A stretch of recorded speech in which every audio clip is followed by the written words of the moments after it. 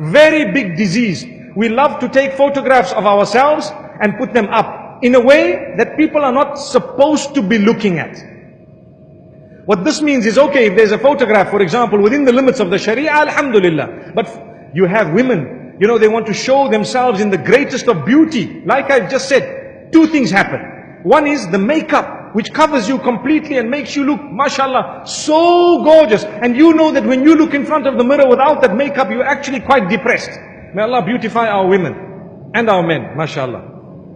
Mashallah. And secondly, on top of that, you've actually photoshopped the picture. So you look like a cartoon character, mashallah. Flawless, Allahu Akbar, flawless.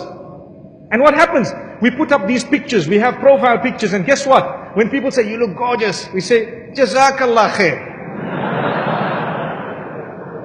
You look gorgeous, and we're saying, may Allah reward you for what you've just said. Come on, the man is saying it for a reason. Why did you have to show yourself? And if you have a close group, your family and so on, it depends. Obviously, we know the limits.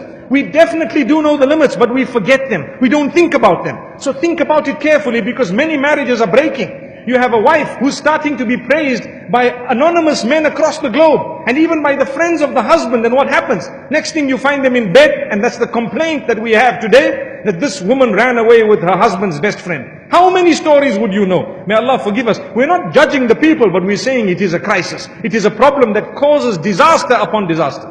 And where did it start? With a few photos on Facebook. And then we have the leg showing. And then we have the arm showing. We want to show the chest, and we want to show everything else. And subhanallah, before it was only the food.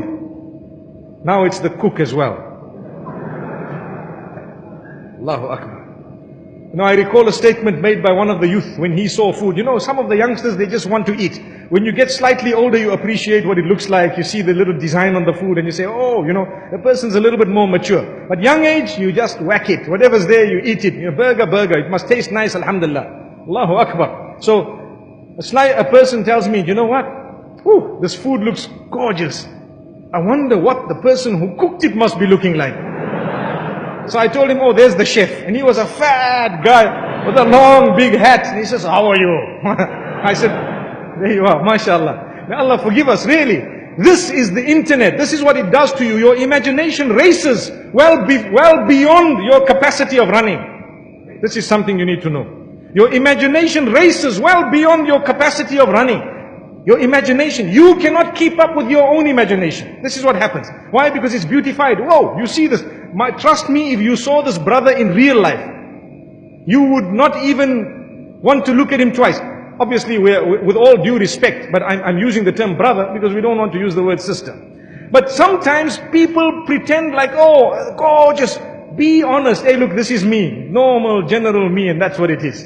Subhanallah. Don't try and impress beyond who you really are.